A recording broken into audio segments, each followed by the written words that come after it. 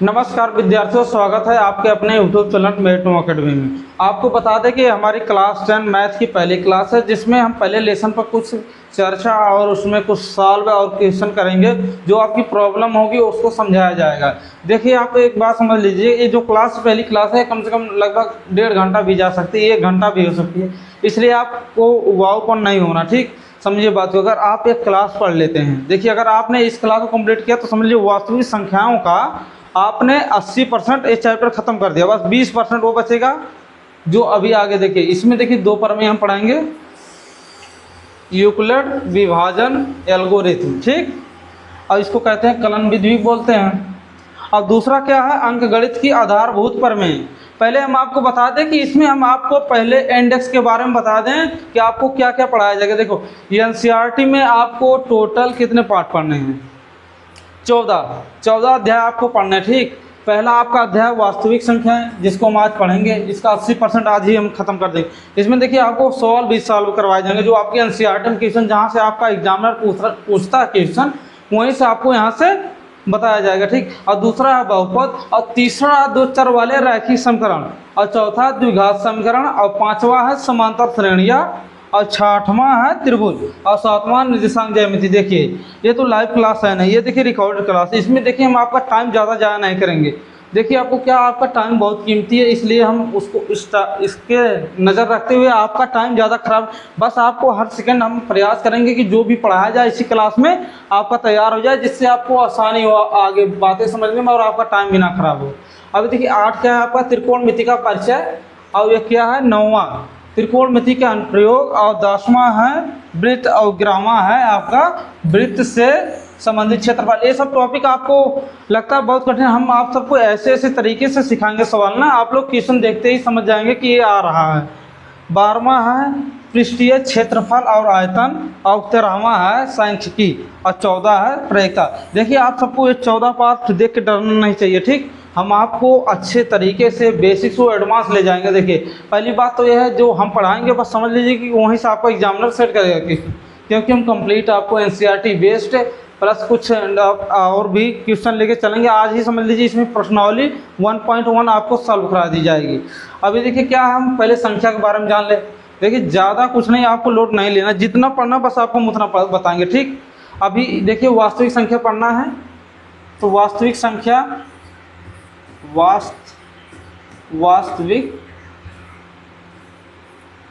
वास्तविक संख्याएं,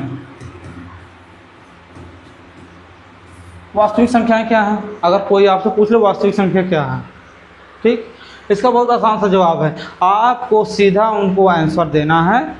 सभी परमीय अपरमीय संख्याएं वास्तविक संख्याएं होती हैं। ठीक, अभी देखिए आप इसको लिख दीजिए, सभी, आपको इसका लिखा देते हैं, आप इसका डेफिनेशन लिख दीजिए। सभी परमीय और अपरमीय संख्याएं वास्तविक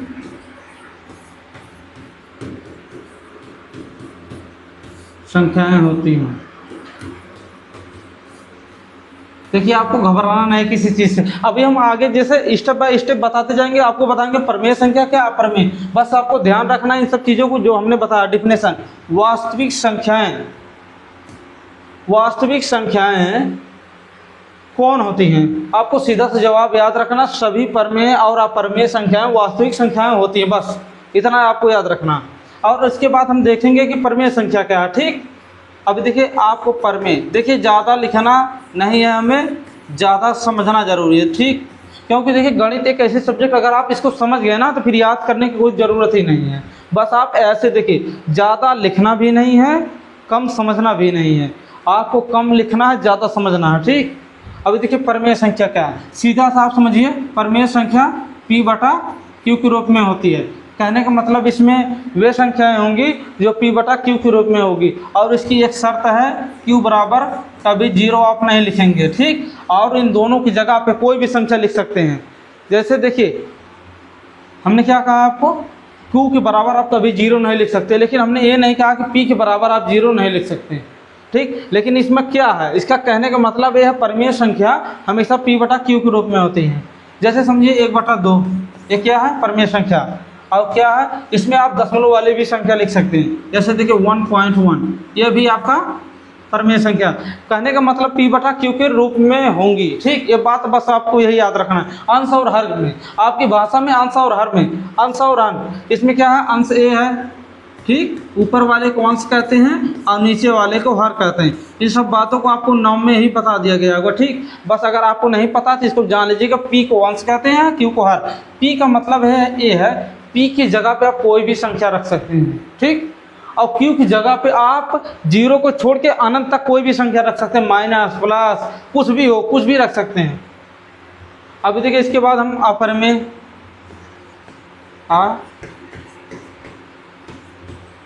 अपरिमेय संख्या, ये सीधी सी बात है, p बटा q के रूप में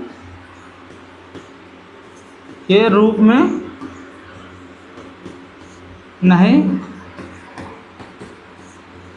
होती हैं। ठीक, लाइक आपको एग्जाम्पल समझा दे, इसमें क्या है, परिमेय का उल्टा ही अपरिमेय संख्या है। अभी देखिए एग्जाम्पल आपको बता दें कि इसमें क्या होगा। ठीक, समझिए बात को, इसमें देखिए √2 आएगा, जितनी भी रूट्स में संख्याएं हैं जिनका स्क्वायर नहीं निकलता हो, समझिए बात को, मैंने क्या कहा, जितनी संख्याएं रूट में हैं, रूट में, और जिनका स्क्वायर ना होता हो वो संख्याएं अपरिमेय संख्या होती। अभी आपको कोई पूछे √4 क्या है, ठीक, √4 क्या है, आप क्या कहेंगे, बहुत से बच्चे इसको कहेंगे अपरिमेय संख्या, लेकिन समझिए अपरिमेय संख्या नहीं है। अभी देखिए रूट का मतलब क्या होता है, अगर आपसे कोई पूछे रूट का क्या मतलब है, रूट बराबर होता है 1/2।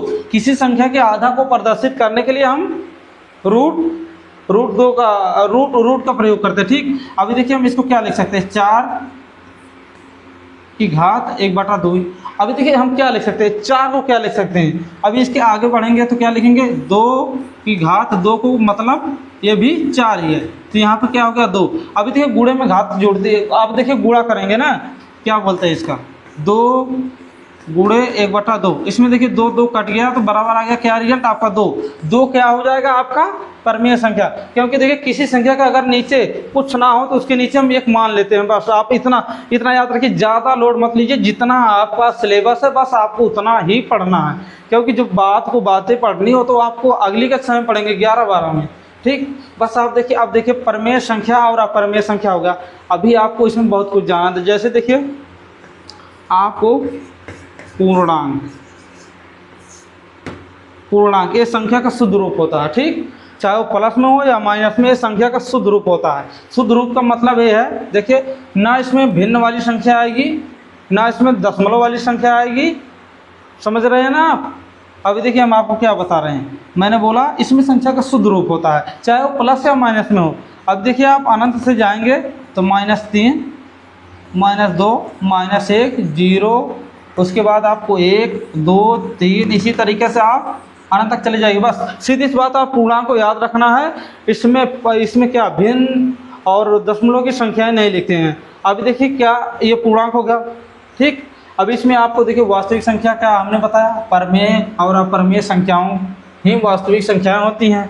और परिमेय संख्या क्या होती है, p/q के रूप में होती हैं। ठीक, और इसमें q बराबर आप कभी 0 नहीं लिख सकते, एग्जाम्पल हमने बताया ये है। ठीक, अभी देखिए उसके बाद हमने क्या पढ़ा, अपरिमेय संख्या, उसके बाद इसमें p/q के रूप में नहीं होती है। हमने आपको एग्जाम्पल बताया, इसमें पाई भी आएगा, ठीक, इसमें e भी आएगा, ये तीनों और भी बहुत एग्जाम्पल है। आपको हमने बताया कि √4 क्यों नहीं है अपरिमेय संख्या। ठीक, बस आपको इन बातों के आगे और भी आपको डिटेल से दिए जाएंगे। अभी देखिए पूर्णांक हो गया, पूर्णांक के बाद आप क्या पढ़ेंगे, धनात्मक पूर्णांक।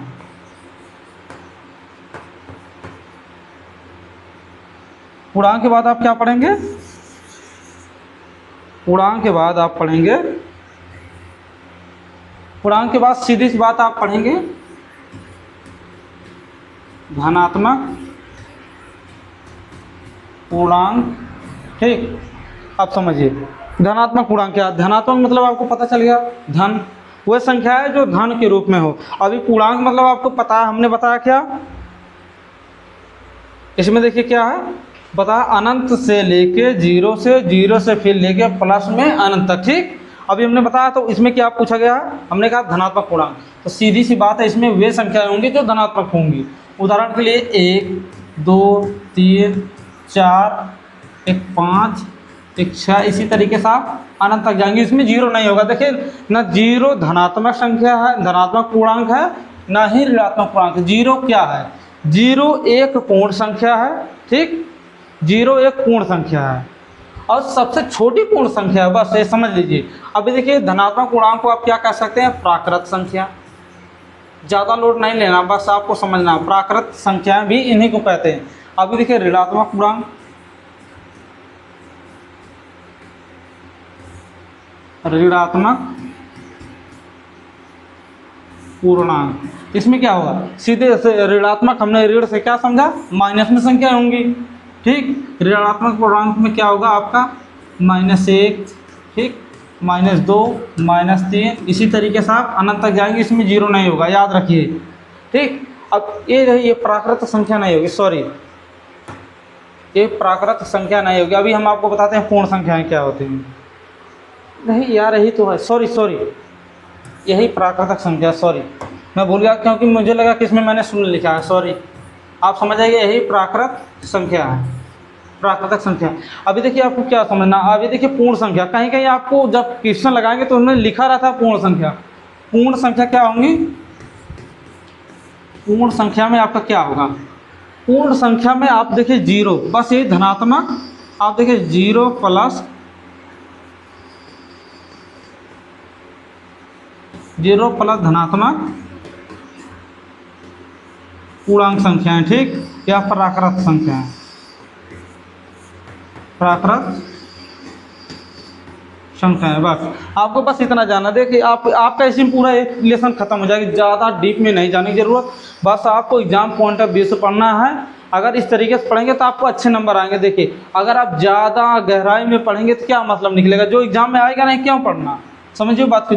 क्योंकि आप देखिए 9 10 11 12 जिस अभी देखिए क्यों अलग अलग सभी, अभी आपको समझना चाहिए कि हर एक क्लास की जो किताबें होती है अलग क्यों बनाई होती हैं, क्योंकि देखिए आपका जो दिमागी स्तर है ना उसको धीरे धीरे डेवलप किया जाता है। अगर आप एकाएक उसमें डालेंगे ना तो समझिए हर एक चीज़ में अगर एकाएक कुछ भी डालेंगे, जैसे आप नस में अगर ज़बरदस्ती आप खून डालेंगे जितनी आवश्यकता नहीं है तो उसमें देखिए खून, और जब आपका ग्लूकोज चढ़ाया जाता है धीरे धीरे बूंद बूंद चढ़ता है ना, अगर उसको एकाएक चढ़ा दे तो क्या होगा, आपकी नसें फट जाएंगी, ठीक। वही बात इसमें है, दिमाग में देखिए बूंद बूंद से घड़ा भरता है, उसी तरीके से आपको थोड़ा थोड़ा करके ज्ञान लगातार, ठीक। आपको एक बताते कंटिन्यूसली एक्वायर नॉलेज, ठीक, कंटिन्यूसली एक्वायर नॉलेज। अगर देखिए कोई बच्चा एक दिन में 10 घंटा पढ़ा और अगले 1 महीने तक नहीं पढ़ा तो इसका मतलब क्या है।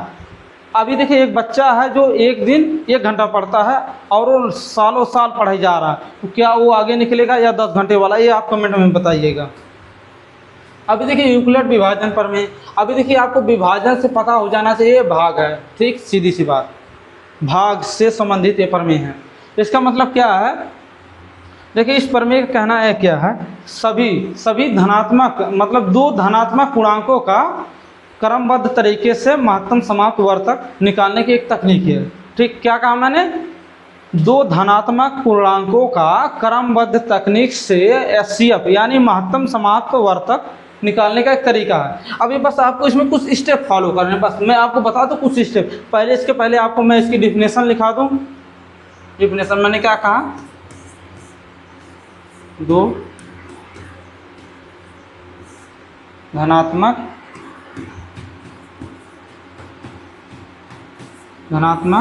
संख्याओं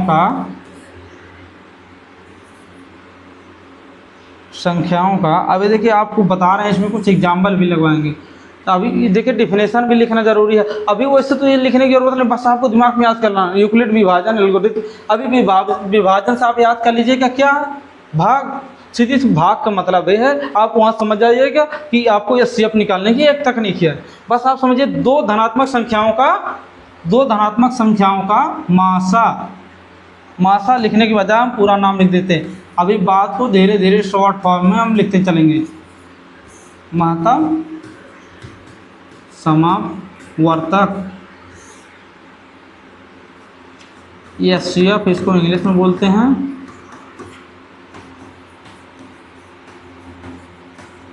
निकालने की एक तकनीक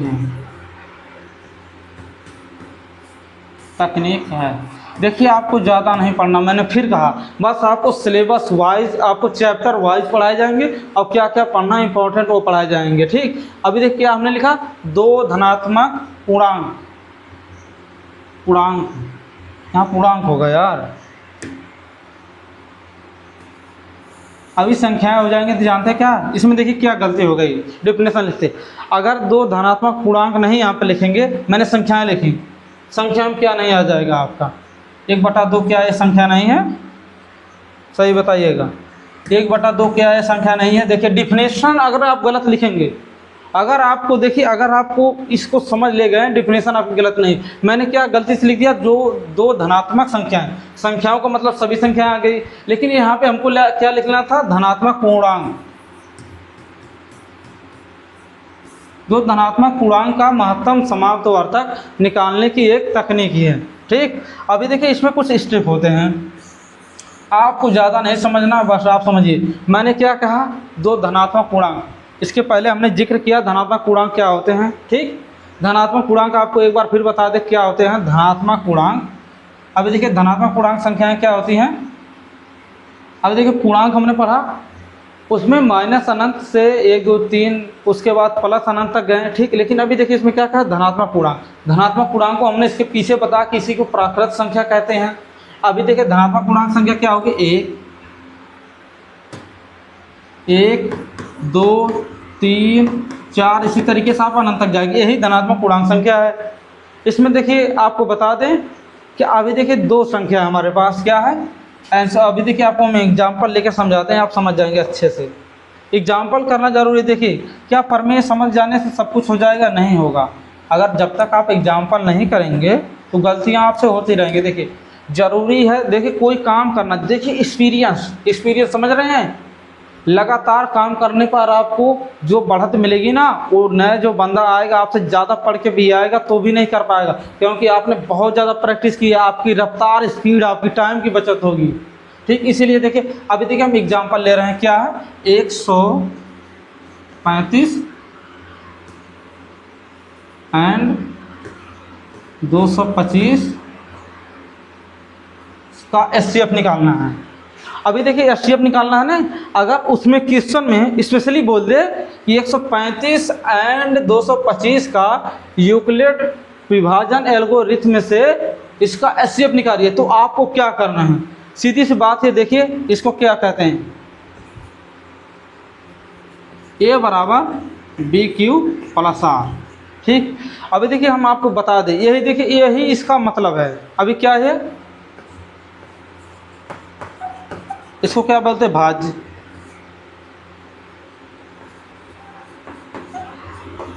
ये है भाजक, ये क्या है भागफल,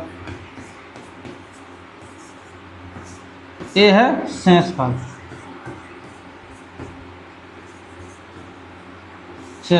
अभी हम आपको बताते हैं क्या है इसकी शर्त। अभी देखिए R के लिए क्या शर्त है, 0 से बड़ा होगा R और बराबर होगा, और लेकिन B से छोटा होगा, B से यानी भाजक से छोटा होगा।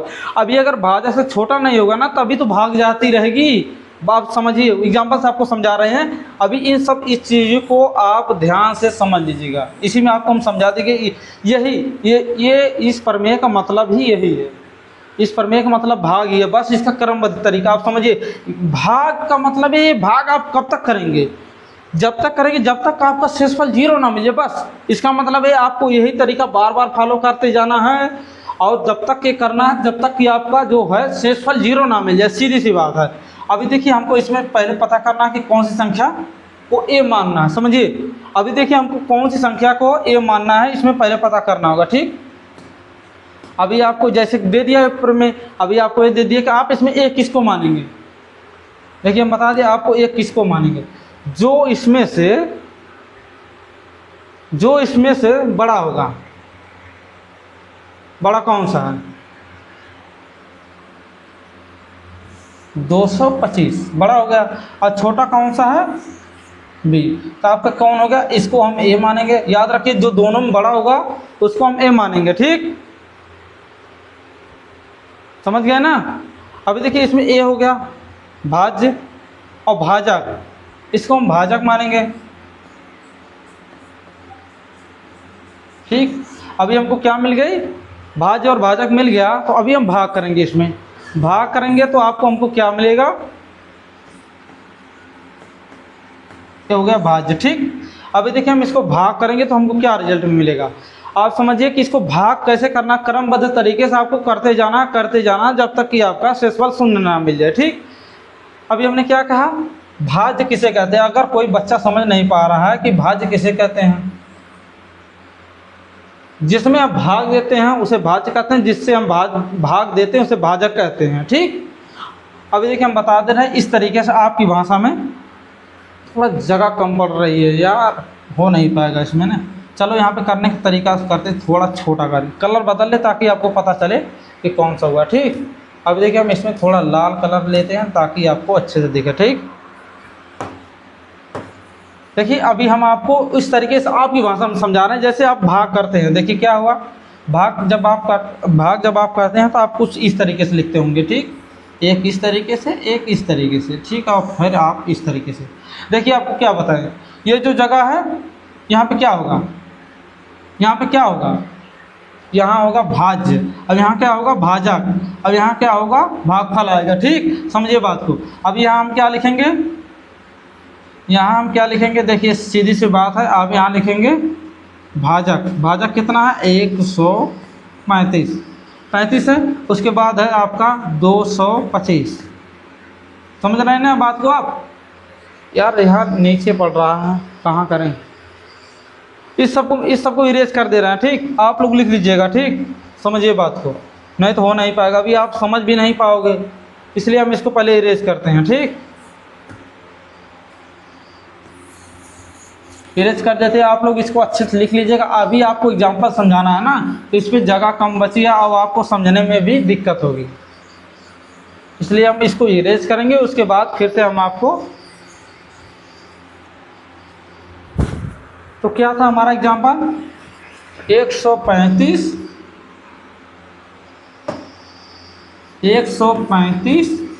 एंड 225, यही हमारा एग्जांपल था ना। अभी देखिए हमने क्या आपको इस प्रमेय का सारांश बताया, क्या इस प्रमेय से निकलता है।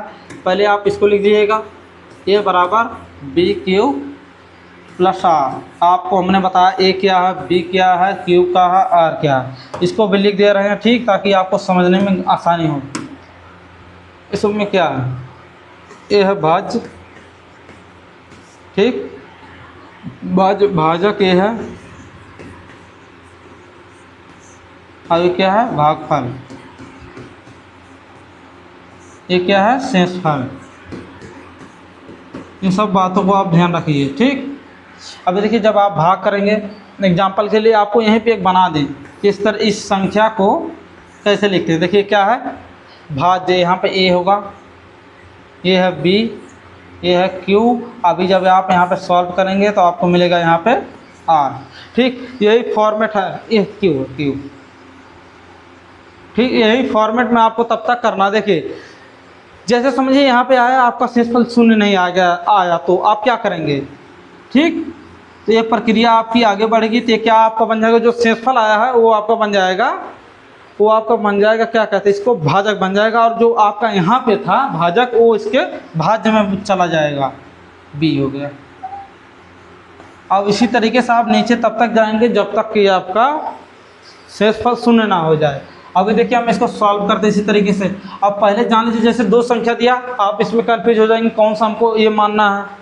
तो आपको जानते हैं कौन सा ये मानना है, जो दोनों बड़ी संख्या हो। इसमें बड़ी संख्या क्या है, बड़ी संख्या हमारा क्या है, 225। इसको हम मानेंगे क्या, और ये क्या है, 135। तो देखिए क्या करना है, इसको हमको मानना है। देखिए क्या मानना है, अभी देखिए आप समझ जाएंगे कि हमने क्या कहा। यहाँ पे क्या कहा, ये क्या है, भाज्य और भाजक और भागफल, ठीक। तो अभी आप कंफ्यूज हो जाएंगे किसको ए माने किसको बी माने, ठीक। भाज्य आप उसे मानेंगे जो दोनों संख्या में बड़ा होगा, ठीक। क्यों मानेंगे? अभी क्वेश्चन बहुत से बच्चों के पास आएगा कि इसको क्यों मानेंगे, क्योंकि देखिए जब भाग तभी देंगे जब बड़ा वाला होगा, तभी ना बड़े में भाग देंगे। छोटे वाले से अगर बड़े में भाग देंगे तभी तो भाग होती है ना। तो आप इसको ए मान लिए, उसके बाद आप इसको क्या मानेंगे? अभी इसके अनुसार आप क्या है, ये देखिए भाजक है यानी ये बी है। तो आप देखिए हम प्रक्रिया करते हैं, अब हमारा HCF कैसे आएगा। ठीक, HCF का मतलब ये है वह बड़ी से बड़ी संख्या होगी, वह बड़ी से बड़ी संख्या, हाईएस्ट कॉमन फैक्टर। ठीक, वह बड़ी से बड़ी संख्या जो इन दोनों को विभाजित कर दे। अभी आप इस तरीके से सोचेंगे 5 से कटेगा 10 से कटेगा, नहीं।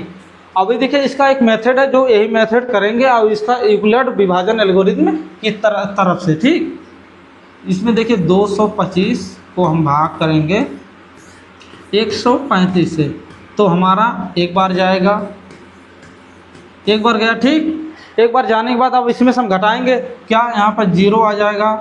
यहाँ आप देखिए 2 में से 3 जाएगा नहीं, तो आप यहाँ से इसके यहाँ से जाएंगे तो यहाँ 12 आ जाएगा, यहाँ पे 9 होगा। ठीक, उसके बाद आप यहाँ पे 135 आ जाएगा। ठीक, अभी हमने इसके पहले बताया ना कि जो यहाँ पे इसके बाद कन्वर्ट होता चला जाएगा, एक दूसरे से जुड़ते चले जाएंगे। अभी ये कार्यक्रम इसके आगे भी जाएगा, बस आपको प्रोसेस फॉलो करना। देखिए जैसे आपने यहाँ भाग दिया, ठीक, भागफल यहाँ आ गया, अभी शेषफल यहाँ आ गया। अगर शेषफल शून्य नहीं हुआ तो क्या करेंगे, इसको आप क्या बना देंगे, भाजक बना देंगे।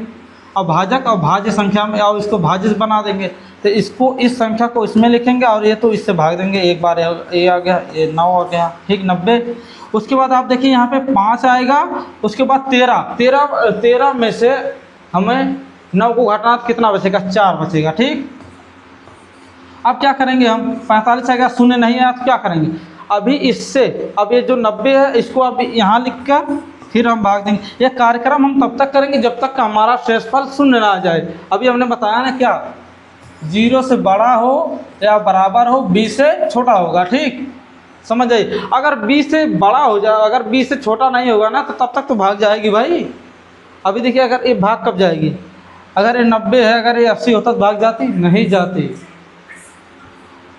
तो अभी यहाँ पे 2 आ गया, 90, ये देखिए शून्य आ गया ना।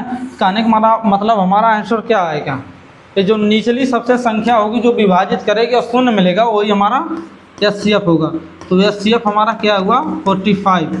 समझ गए ना हमारा ये आंसर। अभी इस संख्या से इन दोनों को विभाजित करेंगे तो पूरी तरीके से विभाजित हो जाएंगे। ठीक, इसके बाद कोई ऐसी संख्या नहीं है जो इन दोनों को विभाजित करेगी। अभी हम आगे चलेंगे क्या, अभी देखिए क्या है, अभाज्य संख्या और भाज्य संख्या, prime numbers and composite number. देखिए गलत हो गया, यस को हटा दीजिए। ठीक, क्योंकि ये देखिए ये एक वचन है, मतलब अभाज्य संख्या एक ही संख्या के बाद, अगर संख्याएं होता तब नंबर्स होता। देखिए इंग्लिश भी आपको अच्छे, हमारे सर हैं, आपको अच्छे तरीके से समझा देंगे, ग्रामर में आपकी त्रुटियाँ नहीं होगी। ठीक, अभी देखिए अभाज्य संख्या, अभाज्य, आप समझिए आज से क्या मतलब है, अभाज्य और भाज्य। ठीक, अभाज्य संख्याएं, अभाज्य संख्याएं वे संख्याएं होती हैं जो एक और स्वयं के अलावा किसी से नहीं कटेगी। ठीक, समझे बात को, क्या काम है। अभाज्य संख्याएं वे संख्याएं होती हैं जो एक और स्वयं के अलावा किसी अन्य संख्या से नहीं विभाजित होंगे। ठीक, एग्जाम्पल के लिए आप 2, 3, 7, 5, 11, 13। अभी देखिए यही संख्याएं हैं, इसी क्रम में जाएंगे। ठीक, अभी हमने क्या कहा, आपको इसकी परिभाषा लिखा दे। अभाज्य संख्याएं वे संख्याएं होती हैं, अभाज्य संख्या वे संख्याएं होती हैं, आप इसको लिख लीजिएगा ध्यान से, ताकि वे संख्याएं होती हैं जो केवल एक और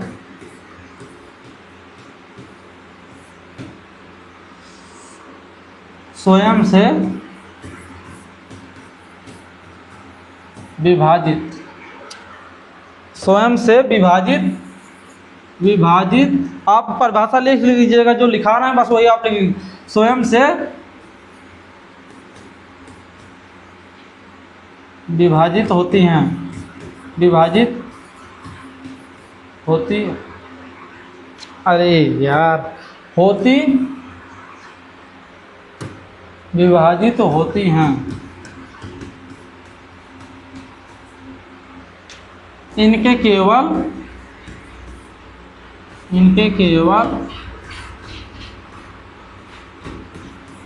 दो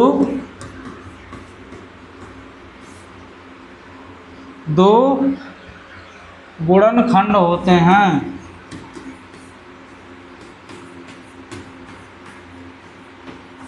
देखिए हम बता दें आसान तरीका अभाज्य संख्याओं को पहचानने का।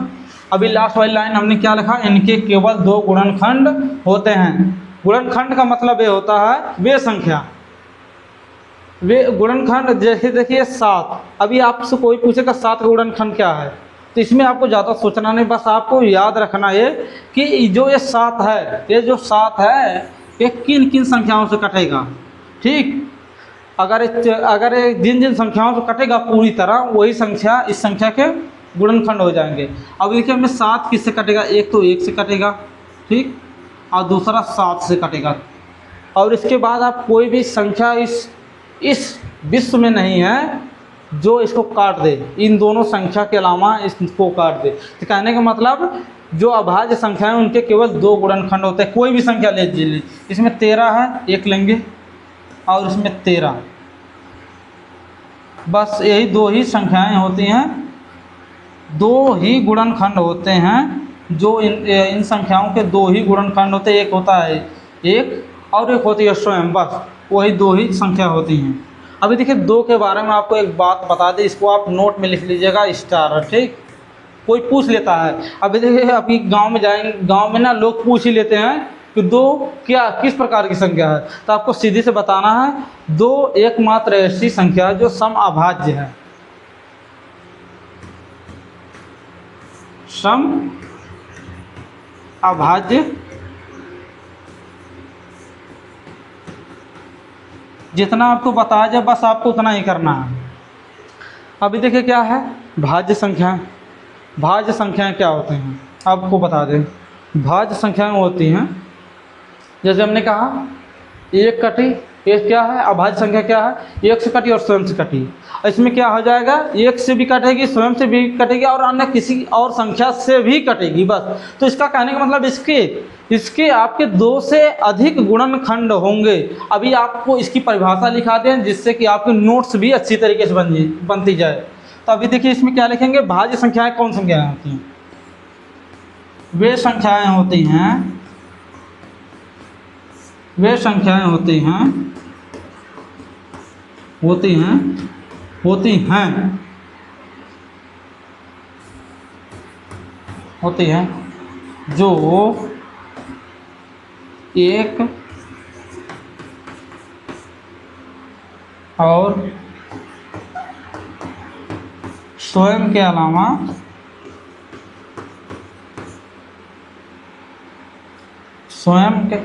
जो एक और स्वयं के अलावा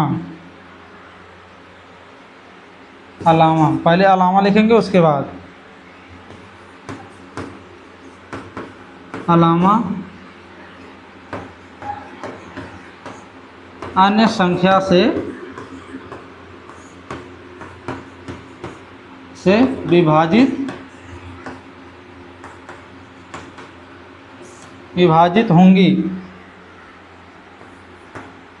होगी। और इनके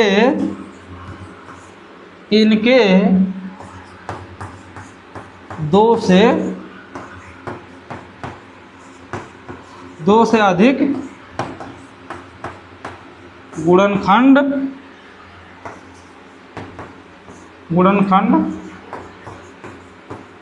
होते हैं। अभी नीचे झुक के लिखना पड़ रहा है ना, अच्छा नहीं लग रहा है।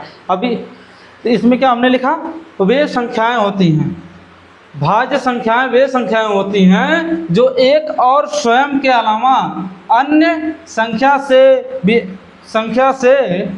भी विभाजित होती हैं। ठीक, विभाजित होगी, संख्या से भी विभाजित होगी। इसके इनके इनके दो से अधिक गुणनखंड होते हैं। अभी हमने बताया कि गुणनखंड क्या होता है। गुणनखंड का मतलब आप समझिए, आपको बता दें गुणनखंड का मतलब ये है, जैसे कोई संख्या आपने ली, अभी देखिए हम क्या लिखते हैं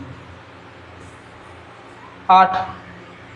अभी हमने 8 लिया ना, अभी कोई आपसे पूछ रहा है कि आप बताइए कि 8 के क्या क्या गुणनखंड है, कितने गुणनखंड है। तो आप इसमें देखिए कंफ्यूज मत होइए। देखिए गुणनखंड का मतलब होता है वे संख्याएं जो मूल संख्या को, मूल संख्या इस टाइम मतलब ये मूल संख्या है, इसको क्या कहेंगे हम, मूल संख्या।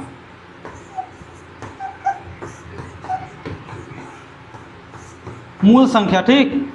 अभी देखिए आपसे कोई पूछा कि 8 का गुणनखंड क्या है। अभी देखिए इसकी आप परिभाषा याद कर लीजिएगा। मूल संख्या को जो संख्याएं पूर्णतः विभाजित कर दें, पूर्णतः विभाजित मतलब शेषतः शून्य बचे, वे संख्याएं उस संख्या के गुणनखंड होती हैं, बस। अभी देखिए आपको क्या 8 किस किस संख्या से कटेगा पूरी तरह, 1 से कटेगा, 2 से कटेगा, 4 से कटेगा, 5 से नहीं कटेगा, 6 से नहीं कटेगा, 7 से नहीं कटेगा, 8 से। इसके टोटल कितने हैं, गिनती करिए, 1 2 3 4, इसके टोटल 4 गुणनखंड हैं। अब ये किस प्रकार की संख्या हो गई, भाज्य संख्या हो गई, क्योंकि इसके 2 से अधिक गुणनखंड हो गए। अगर आप इसकी परिभाषा भूल भी जाए तो बस ये लिखिए, याद रखिए कि अभाज्य संख्या के 2 गुणनखंड होते हैं और भाज्य संख्या के 2 से अधिक गुणनखंड होते हैं। बस आपको याद करने की जरूरत नहीं, बस आप समझिए नॉलेज, जो नॉलेज होती है आपको धीरे धीरे लेने, एक दिन में ज़्यादा नहीं लेना चाहिए। क्योंकि जो चीज़ अभी आप हमने पिछले बताया ना, जैसे आपको ग्लूकोज चढ़ता है ना, डॉक्टर के पास जाएंगे, जो ग्लूकोज चढ़ता है वो धीरे धीरे आता है, बूथ बूथ से आता है, कई घंटे लग जाते हैं उसमें। अभी देखिए ये तो हमने बताया। अब इसकी आप परिभाषा लिखिए,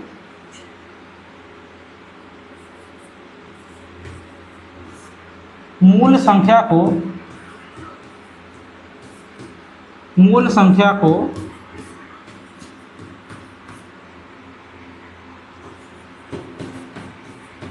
जो संख्याएं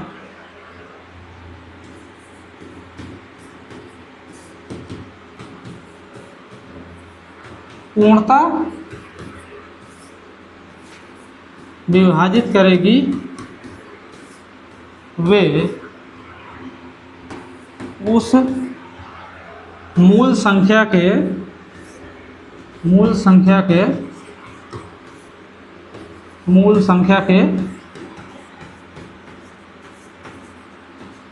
गुणनखंड कहलाते हैं। अभी आपसे एक पूछ लिया क्वेश्चन, ठीक। अभी देखिए ध्यान समझिए, क्या कहा, मूल संख्या को जो संख्याएं पूर्णतः विभाजित करेंगे वे मूल संख्या के गुणनखंड कहलाते हैं। अभी देखिए 20 हमारी मूल संख्या है, समझिए बात को, 20 हमारी मूल संख्या है। तो अभी हम चेक करेंगे ये किस किस संख्या से विभाजित होगी। पहली बात देखिए 1 से तो 1 कन्फर्म कटेगी, ठीक, समझिए बात को, 1 तो 1 कन्फर्म कटेगी, ठीक। और दूसरा एक किससे कटेगी, 2 से भी कटेगी। उसके बाद हम आगे बढ़ते चलते 3 से नहीं कटेगी, 4 से कट जाएगी, 4 के बाद 5 से कट जाएगी। अभी 6 से नहीं कटेगी, 7 से नहीं कटेगी, 8 से नहीं कटेगी, 9 से नहीं कटेगी, 10 दूनी भी 10 से कटेगी, ठीक, 10 से नहीं कटेगी। 10 के बाद ये 20 से भी कटेगी,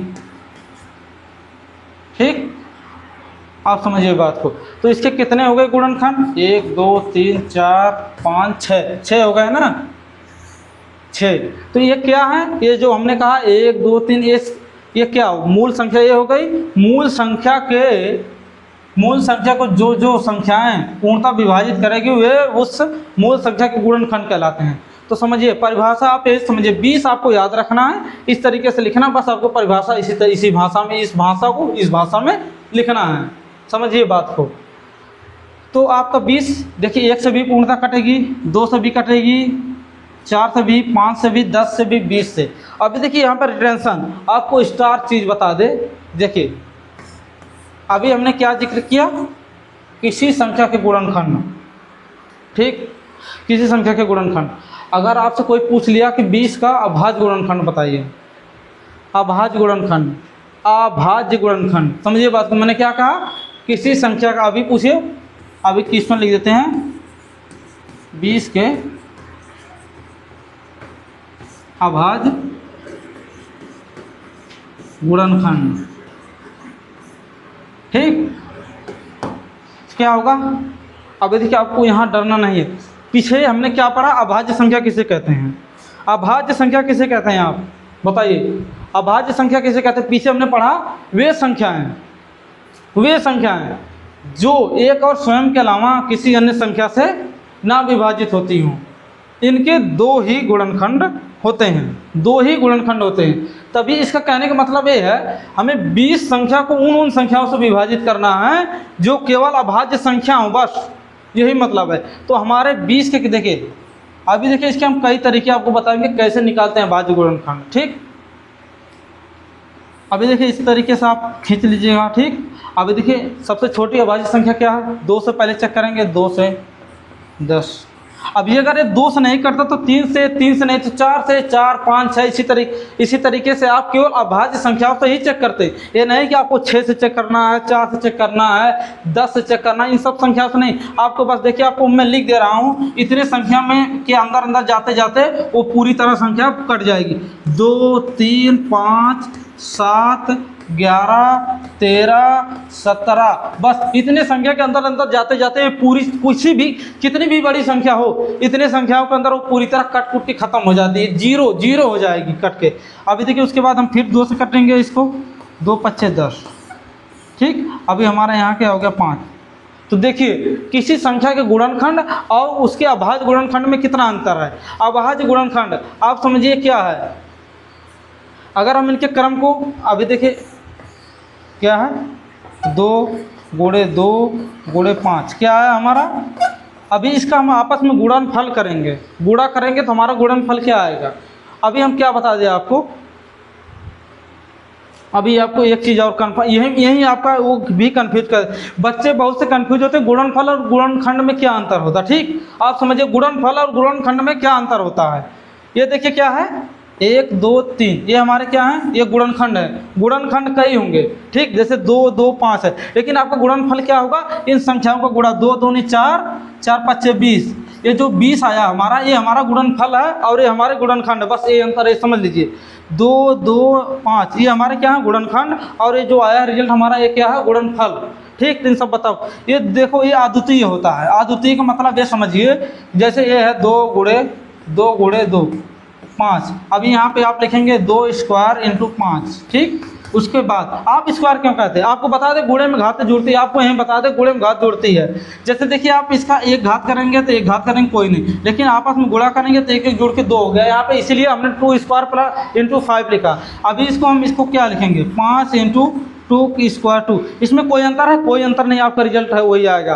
तो इसलिए गुणनखंडों के जो संख्या होगी उनके गुणनखंडों के क्रम को किसी भी तरीके से आप लिखेंगे, लेकिन आपका जो गुणनफल आएगा वही आएगा, यही है आपका अद्वितीय प्रमेय। अभी चलते हैं फैक्टर ट्री, इसका भी हम प्रयोग करते हैं अभाज्य गुणनखंड निकालने के लिए, ठीक। अभाज्य गुणनखंड निकालने के लिए हम इसका भी प्रयोग करते हैं। ये देखिए बहुत बड़ा, इसको लगाने में थोड़ा टाइम लगता है, लेकिन जो हमने रेखा खींच के बताई है ना आपको, वो वाला आपके लिए आसान है। लेकिन अगर एग्जामिनर खुद ही बोल दे गुणनखंड वृक्ष से आपको अभाज्य गुणनखंड निकालना है, तो आपको करना ही पड़ेगा भाई, ठीक। समझिए बात को। अभी देखिए हमारा क्या एग्जाम्पल है, एग्जाम्पल हम ले लेते हैं, थोड़ा कलर चेंज करते हैं, मज़ा नहीं आ रहा है, ठीक। गुलाबी ले लेते हैं, गुलाबी होता है बहुत, मेरा फेवरेट कलर है, वो भी गुलाबी है इसलिए। अभी देखिए क्या है, 4095। अभी हमने क्या बताया आपको, किसी भी संख्या का गुणनखंड अलग हो गया, अब किसी संख्या का अभाज्य गुणनखंड वो अलग हो गया, ठीक। और हमने आपको बताया गुणनखंड और गुणनफल में क्या अंतर है, वो हमने बताया गुणनखंड और गुणनफल में क्या अंतर है, ठीक। अभी देखिए इसका गुणनखंड कैसे निकालेंगे, देखिए ध्यान से, जैसे वृक्ष में कई टहनियाँ होती है उसी तरीके से हम इसको भी लगाते जाएंगे। देखिए एक टहनी इधर गई है, एक टहनी इधर। अभी देखिए हम इस वाली टहनी में क्या लिखेंगे, जो आपके बाएं तरफ है उसमें हम क्या लिखेंगे, छोटी संख्या से हम चेक करेंगे कि इसके किस संख्या से कट रही है। क्या आपको पता है 2 से कटेगी, नहीं कटेगी, अभी देखिए हम थोड़ा आपको बता दें, 2 से कौन सी संख्याएं काटती हैं। 2 से कौन, जिसके अंत में 2, 0, 2, 4, 6, 8 हो ये होंगे तो ये 2 से काट जाएगी पक्का। 3 से काटने के लिए आपको इन अंकों का योग, जैसे जो वर्तमान संख्या उनका अंकों का योग अगर विभाजित हो गया 3 से तो कट जाएगी। ठीक, कितना हो जाएगा, कितना 4, देखिए कितना 5 4 9 9 9, देखिए इसका कितना 4 + 0 + 9 + 5। ठीक, कितना हो गया आपका, कितना हो जाएगा टोटल 9 9 18 18 3 से कटेगा, हाँ तो कटेगा तो ये भी संख्या 3 से कटेगी। तो पहले हम 3 से इसको काटेंगे। ठीक, 3 से काटेंगे, 3 × 3 3 × 3 = 9 3 × 6 = 18 3 × 5 = 15। ठीक, समझिए बात को, भाग तो आपको करनी आती होगी। देखिए हम आपको एक बार करके बता दें एक स्टेप। जैसे देखिए इसका है 4 0 9 5, अभी हमको इसको 3 से भाग देनी है। ठीक, 3 से भाग ही देंगे, 3 यहाँ आ गया, फिर 0 आ गया, 3 × 3 = 9 आ गया, फिर उसके बाद आपका यहाँ पे 1 आएगा। ठीक, यहाँ पे 9 आएगा, उसके बाद आपका 3 × 6 = 18, उसके बाद यहाँ पे 1 बचेगा, 3 × 5 = 15। देखिए जो ये हमारा आया भागफल यहाँ पे लिखेंगे, जिससे भाग देंगे उसको यहाँ लिखेंगे। ठीक, अब ये कार्यक्रम आप कब तक करते जाएंगे, जब तक कि ये सबसे निचली संख्या, कहने का मतलब जब तक कि हमें अभाज्य संख्याएं मिलती रहेंगी, जब तक हमें अभाज्य संख्याओं से कटती रहेंगी तब तक हम ऐसे करते रहेंगे। अगर हमें लास्ट में अभाज्य संख्या मिल गई तो वहीं रुक जाएंगे। अभी देखिए ये भी कितने से कटेगा, अभी आपको पता नहीं है ये कितने से कटेगा, तो इसको जोड़ लीजिए, 3 1 4 6 4 10 5 15, 3 से फिर भी विभाजित होगा, 3 से 12 हो जाएगा यहाँ। ठीक, यहाँ देखिए आपका 1 बचेगा। ठीक, उसके बाद ये 16 हो गया, तो आपका 3 × 5 = 15, तो 1 और बचा, तो लास्ट वाला 5 और इसमें का 1 बचा, तो कितना हो गया 3 × 5 = 15। देखिए भाई भाग तो आपको आती ही होगी, ये तो है नहीं कि नहीं आती होगी। ठीक, अभी क्या ये 3 से कटेगा नहीं, 5 5 10 4 14 हो गया, तो आपका ये निश्चित 5 से कटेगी। ठीक, कितना होगा 9 × 5 = 45, और यहाँ 5 का नंबर 5। अभी देखिए आपका क्या होगा, 5 5 10 4 14 हो गया। अभी देखिए क्या हो गया, ये कितने से कटेगा, कितने से कटेगा, कितने से कटेगा आपका ये, अगर 13 के 13 पढ़ा पड़ेंगे, 13 7 91 आपका। तो यहाँ पे क्या क्या आया रिजल्ट, अभी देखिए हम आपको बता दें, अभी आपका इसका गुणनखंड क्या आएगा, ये जो मैं बॉक्स बना रहा हूँ वही संख्या का आप गुणनखंड को गुणा कर लेंगे तो आपका रिजल्ट आ जाएगा। तो अभी हमारा क्या इस संख्या का है गुणनखंड, 4095 का हमारा क्या गुणनखंड है, 3 × 3 × 5 × 13 × 7, ये हमारा बस यही आप मेथड याद कर लीजिएगा। बस इसी, अगर आप गुणनखंड वृक्ष या फैक्टर ट्री करना है, बस आपको यही फॉलो करना है। अभी हमने आपको 2 संख्या का विभाजन रूल भी बता दिया, जो कि बहुत आगे है। आपको देखिए हम बताएंगे, 10 के बच्चों को अगर ट्रिक सीखना है तो क्यों ही किताब बनी है, आपका पेपर क्यों लिखित रूप में होता है। समझिए बात को, जो आपका 10 12 तक आपके दिमाग को विकसित किया जाता, बड़ा किया जाता है, तो बाद में जब आप एग्ज़ाम देंगे तो आपका जैसे वनडे एग्ज़ाम हो गए, इन सब एग्ज़ाम में आपको केवल टिक वाले आते हैं क्वेश्चन। अभी बड़े बड़े जैसे IAS PCS उसमें लिखित एग्ज़ाम होते हैं, बहुत ज़्यादा इंटरव्यू भी होते हैं तगड़े तगड़े। अब क्या कर रहा है, अंक गणित की आधारभूत प्रमेय। अभी देखिए आपको एक बात मैं पहले लिख दूँ, लिखना ज़रूरी है ताकि समझाने में आसानी हो। अगर बिना लिखे समझाएंगे तो आप लोग समझेंगे है नहीं, इसलिए मैं पहले लिख ले रहा हूँ। भाज्य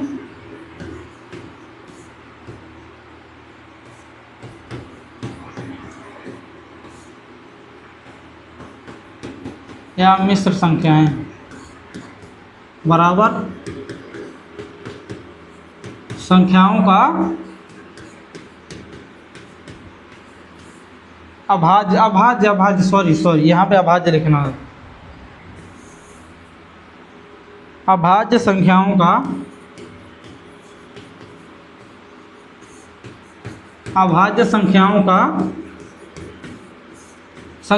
गुणनखंड। समझिए बात को, आपको गुणनखंड अभी देखिए इस प्रमेय का बस यही मतलब है।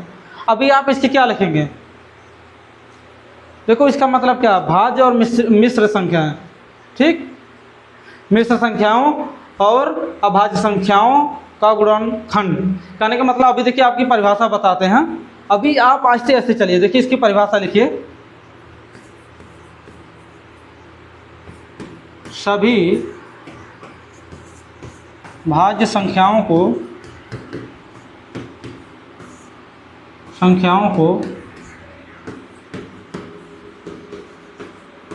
अभाज्य संख्याओं के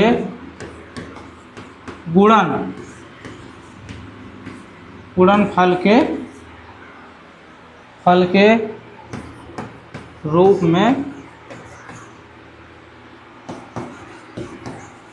लिखा जा सकता है। मैंने क्या कहा, भाज्य संख्या बराबर, ये आपका सूत्र है, ठीक। ये बात आप याद रखेंगे तो आप कभी इसकी डिफिनेशन भूलेंगे ही नहीं। मैंने क्या यही बताया, सभी भाज्य संख्याओं को अभाज्य संख्याओं के गुणनफल के रूप में लिखा जा सकता है। इसका मतलब आप क्या समझे, भाज्य संख्या कोई हो गई, जैसे समझिए आप एक बात को, भाज्य संख्या क्या हो गई हमारी, अभाज्य संख्या क्या हो गई। अभाज्य संख्या और भाज्य संख्याओं में हमने इसको पहले बताया। अगर आपकी वास्तव में ये बात सही है कि सभी भाज्य संख्याओं को अभाज्य संख्याओं के रूप में, अभाज्य संख्याओं के गुणनफल के रूप में लिखा जा सकता है। अभी एग्जाम्पल 42, अभी हम एग्जाम्पल लेते हैं 42 को आप अभाज्य गुणनखंड निकाल सकते हैं। आपको हमने बताया गुणनफल और गुणनखंड में अंतर पहले बता दिया है, बार बार। अभी देखिए आप इन बारीकियों को समझिए, जो ये हम लिखते हैं इन बातों को आप समझिए, जो गुणनफल लिखा और गुणनखंड दोनों में अंतर समझिए। अभी देखिए हमें 42 से क्या निकालना है, अभाज्य गुणनखंड। या तो देखिए आप ए मेथड लगाइए या तो आप ट्री वाला, मैं तो भाई इसी को आपको प्रिपेयर करूंगा, ठीक, उसमें आप भूल जाएंगे। तो आपको चेक करना है, इससे पहले किससे कटेगा, 2 दूनी 4। मैंने ये भी आपको बताई, जब आप अभाज्य गुणनखंड निकालेंगे तो आप उन्हीं संख्याओं से केवल काटेंगे जो अभाज्य संख्याएँ होती हैं। जैसे आप उदाहरण के लिए 2, 3, 5, 7, उसके बाद आप 11, 17 इसी तरीके से ले लें। तो पहले आप छोटी से छोटी अभाज्य संख्या से ट्राई करेंगे, अगर उससे नहीं कटा तो अगली इसी तरीके से आप करते चले जाएंगे। उसके बाद ए आ गया, ठीक। उसके बाद आप क्या, इसे 3 से विभाजित करेंगे 21, तो आपका हमारा क्या निकल के आया रिजल्ट, 42 का 2 × 3 × 7। देखिए अभी इसमें आपको एक चीज़ और बता दें, ठीक, क्या 2 × 3 × 7। अभी देखिए इसमें क्या है, अगर हम इसको 3 × 2 × 7 लिखे तो क्या कोई फ़र्क पड़ेगा क्या इसमें? अगर हम कुछ और बदल दें, जैसे कि इसमें 7 बीच में कर दें, 2 इधर कर दें, 3 इधर कर दें, तो क्या कोई फ़र्क पड़ेगा? नहीं। इनके क्रम को नजरअंदाज, देखिए जो इनके गुणनखंड है, गुणनखंड जो आया है, इनके क्रम को आप नजरअंदाज कर सकते हैं, ठीक, नजरअंदाज कर सकते हैं। तो कहने का मतलब ये है कि आप इसको किसी भी क्रम में लिखेंगे, आपका जो गुणनफल आएगा वही संख्या ही आएगी। तो यही अद्वितीय है। कहने का मतलब ये है, अगर ये संख्या इस संख्या में अगर आप इधर उधर लिखेंगे तो आपका रिजल्ट तब भी यही आएगा। इस बात को याद रखिएगा, यही हमारी अंकगणित की आधारभूत प्रमेय है, इस बात को याद रखिए। अभी हम आपको एक बात बता दें, अभी जैसे कोई क्वेश्चन आया, जैसे देखिए 50, ठीक, 50 है। अभी कोई क्वेश्चन आया कि कहा, देखो जैसे एग्जाम्पल के लिए, अब एग्जाम्पल है, इसमें क्या, इसके गुणनखंड के रूप में आप क्या क्या लिखेंगे? 50 का गुणनखंड, 50 का आपको गुणनखंड निकालना है। कैसे निकलेगा? 2 से 25, उसके बाद 5, उसके बाद फिर 5, तो क्या आ गया आपका 2 × 5 × 5। ये जो शून्य है, ये शून्य क्यों आया? ये शून्य, इकाई अंक शून्य क्यों आया? क्योंकि जो संख्या है जो मूल संख्या है, अगर उसके गुणनखंड में 5 आ गया तभी उसका इकाई अंक शून्य आएगा, अन्यथा आप किसी भी कीमत पे उस संख्या के इकाई अंक में शून्य नहीं ला सकते। एग्जाम्पल के लिए आपको हम बता दें 4n। अभी आपको समझिए n क्या है, n एक प्राकृतिक संख्या है, ठीक, समझिए बात को। क्या आप यहाँ n बराबर कोई ऐसी संख्या रखेंगे घात के रूप में, क्या यहाँ पे जो इकाई अंक आएगा शून्य? क्या ये संभव है? ये संभव तब होता जब ये चार के जब गुणनखंड, ये जब 4 के गुणनखंड में आपको अभाज्य गुणनखंड में 5 आता, हालांकि इसमें आएगा नहीं 5, क्योंकि 4 का गुणनखंड क्या होगा 2 × 2, ठीक, तो दोनों नया। तो अभी देखिए जब इसका गुणनखंड रूप लिखते हैं तो केवल एक, देखिए 2 संख्या होती है तो केवल उसे 1 लिखते हैं, तो अभी इसे क्या लिखेंगे 2 की घात 2 और उसके बाद इसका n है तो बराबर 2n। तो आप यहाँ पे क्या लिखेंगे, क्या है दो ही मात्र आया है गुणनखंड, अभाज्य गुणनखंड 5 नहीं आया है, तो इसका मतलब ये है कि आप n का मान कुछ भी रख लें। n मतलब एक प्राकृत संख्या समझ लीजिए, 1 2 3 4 इसी तरीके से आप अनंत बार ट्राई करेंगे n का मान लिख के। जैसे एक बार ये 1 लिखिए, 2 लिखिए, 3 लिखिए, 4 लिखिए, अगर लिख के ट्राई करेंगे तो 0 नहीं आएगा इसका इकाई अंक। अभी चलते हैं हम आगे अभाज्य गुणनखंड विधि से लासा मासा। अभी इसको जो मैं टॉपिक लिखा हूँ बस आपको हेडिंग बनानी है, जिसमें मैं समझा रहा हूँ बस आपको वही समझना है। देखिए यहाँ पे क्या कहा गया है, अभाज्य गुणनखंड। पहले यहाँ तक चलिए, ठीक, अभाज्य गुणनखंड। अभी ये क्वेश्चन है हमारा, क्या है 26, 72 और 108, ठीक। अभी क्या कहा हमको, अभाज्य गुणनखंड। पहले हम इसका अभाज्य गुणनखंड निकालेंगे और पहले अब हम इसका अभाज्य गुणनखंड निकालेंगे, उसके बाद लासा मासा कैसे निकालते हैं हम उसको बताएंगे, ठीक।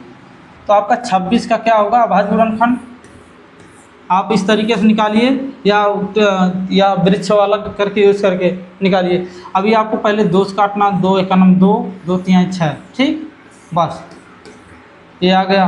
उसके बाद 1, उसके बाद आपको 72 का इसी तरीके से निकालना है,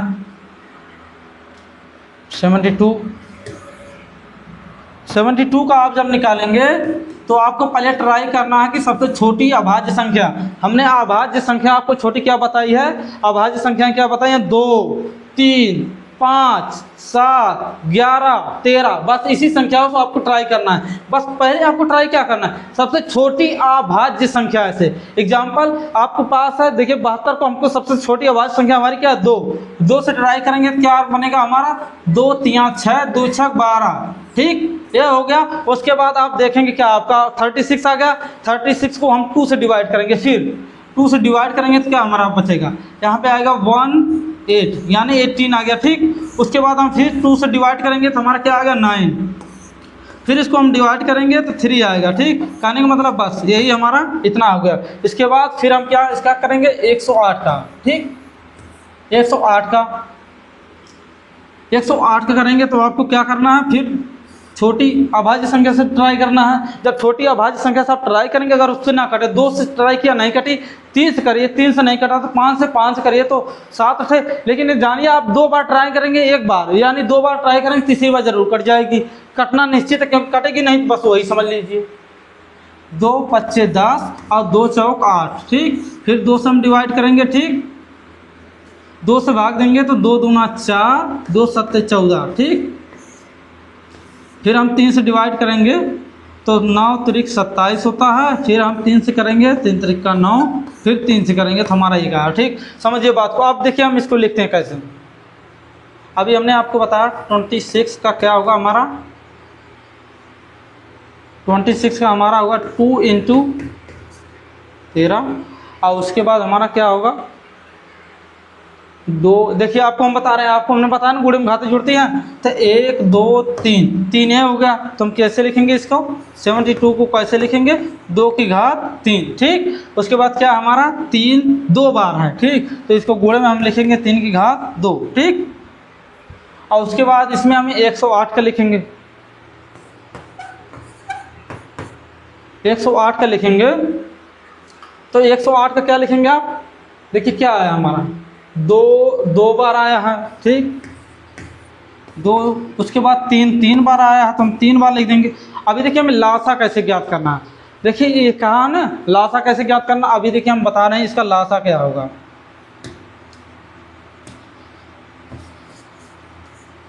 देखो हम बता दें, लासा में तो एक कंप्लीट लिखा जाएगा, लासा में तो एक कंप्लीट संख्या लिखी जाएंगी, बस आपको थोड़ा रूल फॉलो करना है। रूल आपको बता दे कैसा। देखिए पहले हम लासा लिख लेते हैं, उसके बाद हम इसका आंसर लिखते हैं। देखिए पहले हमको देखना कि इन तीनों में कौन सा कॉमन है, 2 तीनों संख्या में। अब इसमें देखना 2 की सबसे बड़ी घात क्या है, 2 की सबसे बड़ी घात क्या है, 2 का घात 3, ठीक, इसको लिख लेंगे। उसके बाद ये खत्म हो गया। अब देखेंगे कि कौन सी चीज़ फिर से है, 2 के बाद आप देखेंगे कि 3 2 में है, तो आपको केवल देखिए हमने बोला नहीं सभी को लिखना, बस एक पैटर्न आपको स्टेप बाय स्टेप लिखना। देखिए पहले हमने देखा कि तीनों कौन सी ऐसी संख्या है जो तीनों में है, तो पहले हमें क्या मिला, 2 इसमें भी है, 2 इसमें भी है, 2 इसमें। फिर हम क्या करेंगे, जिसकी सबसे बड़ी घात होगी उससे लिखेंगे, ठीक, 2 की घात 3। उसके बाद इसमें देखेंगे कि इसमें 2 में है, ठीक, उसके बाद देखिए यहाँ पे 3 की घात 2, उसके बाद 3 की घात 3, तो इन दोनों में आप कौन लिखेंगे, जिसकी बड़ी घात होगी, तो आप यहाँ पे लिखेंगे 3 की घात 3, और उसके बाद जो बचा उसको लिख देंगे, आपका 13 बचा, तो यही आपका लासा हो गया, ठीक।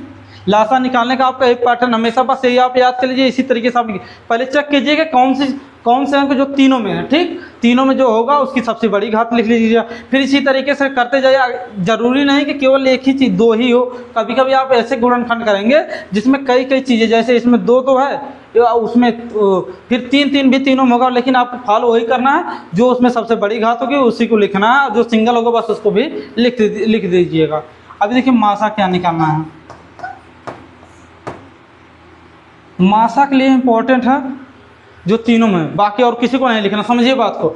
मासा मतलब जो तीनों में हो, मतलब कॉमन हो। अब इसमें देखिए 2 है, इसमें भी 2 है, इसमें भी 2 है, तो क्या लिखेंगे आप, 2 की सबसे छोटी घात वाला क्या लिखेंगे आप, अभी नहीं रुकिए, जो 2 की सबसे छोटी घात होगी आपका वही आंसर होगा, ठीक, समझिए बात को।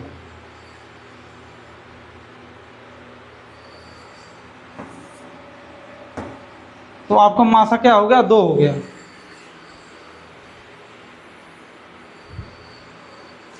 दो हो गया ना। उसके बाद हम देखेंगे कि आगे क्या, आपकी अभाज्य गुणनखंड विधि से मासा और लासा ज्ञात करने का तरीका आपको पता चल गया, ठीक। अभी देखिए थोड़ा माइक में गड़बड़ी आ गई होगी, थोड़ा हो सके यहाँ पे आवाज़ नहीं आई होगी। देखिए अगर नहीं आई होगी, अगर कोई दिक्कत होगी तो हम थोड़ा जब अगला वीडियो बताएंगे तो उसमें बता देंगे आपको, ठीक। अभी देखिए इसमें आपको लासा मासा निकालना, आपको यही प्रोसेस हमेशा फॉलो करनी है। देखिए अभाज्य गुणनखंड इस तरीके से निकालेंगे आपको, ठीक। उसके बाद आप इस तरीके से लिखेंगे, उसके बाद इसमें देखेंगे कि तीनों में कौन सी चीज़ कॉमन है, उसकी जो सबसे बड़ी घात होगी उसको लिखेंगे लासा निकालने के लिए इस तरीके से। फिर चेक करेंगे कौन सी चीज़ें 2 में है, तो फिर उसमें जो सबसे बड़ी घात वाला होगा उससे लिखेंगे। उसके बाद जो अकेले अकेले बचेंगे उसको लिख देंगे, तो ठीक। इसके बाद देखिए एग्जाम्पल हम आपको बात को कराएंगे। अभी जो आपकी प्रश्नावली आगे कराएंगे ये आपको समझा रहे हैं क्या रूल है। जैसे क्वेश्चन में अभी पूछ लिया, ऐसे संख्या में देखिए पूछ लिया कि अभाज्य गुणनखंड विधि से मासा और लासा निकालिए, ये तो आपको बता रहे हैं कि ऐसे निकालते हैं लासा मासा। अभी इसके बाद चलते हैं हम संख्याओं तथा उनके मासा तथा लासा के बीच संबंध, ठीक। अभी देखिए ये सूत्र आपको यहाँ पे बता दे रहे हैं, आप इस सूत्र को याद कर लीजिएगा, ठीक, बहुत आसान है। देखिए क्या कहा, मासा तथा लासा। देखिए संख्याओं तथा उनके मासा और लासा के बीच संबंध को दर्शाना है। देखिए आप पहले लिखेंगे, जैसे कोई संख्या है ए और बी का मासा लासा इंटू मासा और ए और बी का लासा इक्वल टू आपका ए इंटू बी। बस आपको ये फार्मूला याद रखना, ठीक। इसमें कुछ नहीं है, संख्याओं के बीच संबंध दर्शाना था। संबंध का मतलब ये है कैसे वो रहते हैं। देखिए ये दोनों संख्या है, इसका मासा और इसका लासा, इन दोनों का गुणा करेंगे तो आपका उन दोनों संख्याओं के गुणनफल के बराबर आ जाएगा, बस यही है। अभी देखिए हम क्या है, अभी 4 n, समझिए बात को। अभी देखिए हमने कहा था कि 4 n पर विचार कीजिए कि जहाँ n एक प्राकृत संख्या है, ठीक। मान लीजिए अभी देखिए 4 n पर विचार कीजिए जहाँ n एक प्राकृत संख्या, n एक प्राकृत संख्या है, मतलब n बराबर आप कुछ भी मान रख सकते हैं इस तरीके से 1 2 3 और 4 इस तरीके से अनंत तक। ठीक, आपको इसी के अंतराल में मान रखना है। उसके बाद क्या कहा, जांच कीजिए क्या n का कोई ऐसा मान है। कहने का मतलब n की जगह पे आप कोई ऐसा मान रख सकते हैं जिसकी वजह से जो a है, जो अंक बने, जो हमारी संख्या बने, उसका इकाई अंक 0 हो। ठीक, अभी देखिए जैसे ये है, अभी अगर यहाँ पे कहता 4n की जगह अगर 10n कहता, ठीक 10n कहता, तो हम आसानी से पता कर लेते कि कौन सी संख्या रखने पे हमें 0 मिल जाएगा। क्यों, ऐसा क्यों? क्योंकि हमें पता है 10 का जो अभाज्य गुणनखंड है 2 × 5 है। ठीक, अभी देखिए 5, अभी देखिए 0 इकाई अंक तभी आएगा जब उस मूल संख्या के गुणनखंड में 5 हो।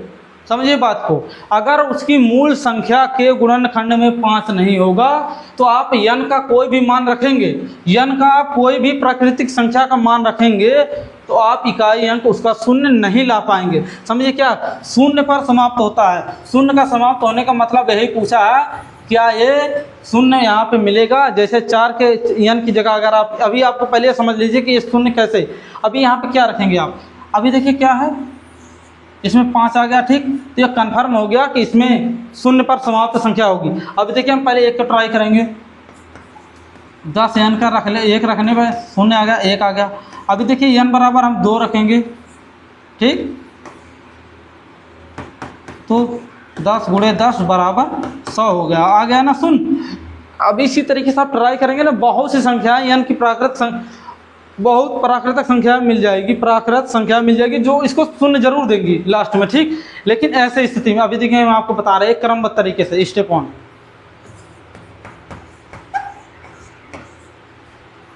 स्टेप देखिए क्या कहा, 4n, रुकिए 4n, तो आप इसको क्या लिख सकते हैं। देखिए मूल संख्या क्या हमारी, अभी कुछ समय के लिए n को भूल जाइए, मूल संख्या हमारी क्या है, 4 है। ठीक, तो 4 के अगर अभाज्य गुणनखंड में 5 आया, देखिए 5 आना जरूरी है। अगर 5 नहीं आएगा तो कन्फर्म है उसका 0 अंक पर समापन नहीं होगा। क्योंकि देखिए जो भी जिसके अंक में 0 होता है, जिसके अंत में हमें 0 लाना होता है, उसके अभाज्य गुणनखंड में 5 होना बहुत ज़्यादा अनिवार्य है। अभी देखिए इसके गुणनखंड में क्या होंगे, 2 की घात n, तभी इसको आप क्या रख सकते हैं, 2²। ठीक, क्योंकि गुणे में घात जुड़ती है, ये दोनों जुड़ गए। ठीक, उसके बाद आपकी घात क्या है, n, तो आप इसको क्या लिख सकते हैं, 2n। ठीक, 2n लिखेंगे। तो देखिए क्या कहती है, अंकगणित की प्रमेय है हमारी, अंकगणित के आधारभूत प्रमेय के अनुसार, अंकगणित की आधारभूत प्रमेय को यह संख्या फॉलो नहीं कर पाई, इसलिए इस संख्या का कोई भी अनुमान संभव नहीं है। तो आप देखिए आंसर लिखिए डायरेक्ट। पहली बात तो यह है कि इस संख्या का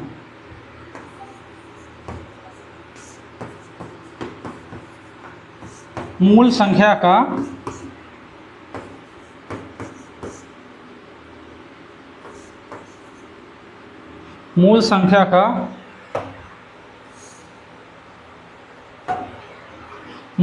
का अभाज्य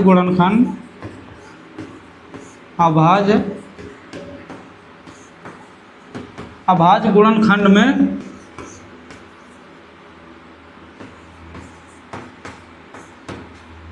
5 नहीं है। अतः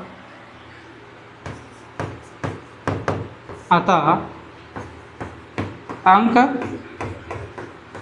गणित की, अभी आपको समझाते हैं, पहले आप लिख लीजिएगा।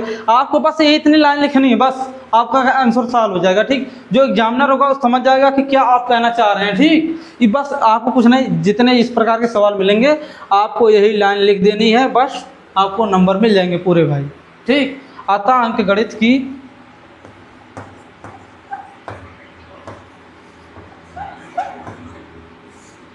आधारभूत प्रमेय के अनुसार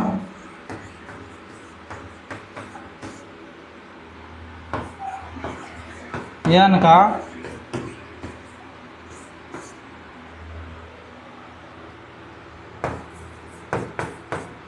कोई भी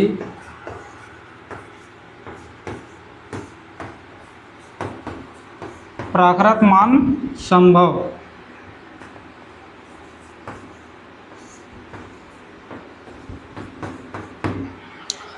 नहीं है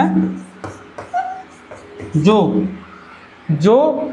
अंक 0 पर समाप्त हो, जिसके लिए क्या कहा है, अंक पर 0 पर समाप्त हो, जो कि क्या संभव नहीं है, जो शून्य पर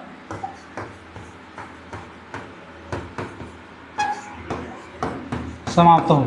अब देखिए आपको कुछ नहीं करना है, पहले स्टेप ए में लिख देना, ठीक, यहाँ पे लिख देना। उसके बाद आपको ये लिखना मूल संख्या में आपको यहाँ पे 4 लिख सकते हैं, जो संख्या होगी, ठीक, समझिए बात को।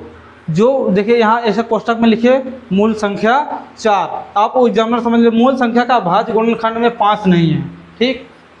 उसके बाद क्या कहती है, उसके बाद आपको कुछ नहीं करना, ज़्यादा दिमाग नहीं दौड़ाना, बस आपको ये लाइन इतनी याद कर लेनी है। अभी जो संख्या होगी, जैसे यहाँ पे आपका 6n दे दिया क्वेश्चन में, ठीक, 6n दे दिया, तो आप बस यहाँ पे n लिख लीजिएगा। और ये प्रोसेस है, ये प्रोसेस में 6n क्या हो जाएगा, 6 = 2 × 3, तो इसमें भी आपका 5 नहीं आया, क्योंकि 2a है 3a है, ठीक।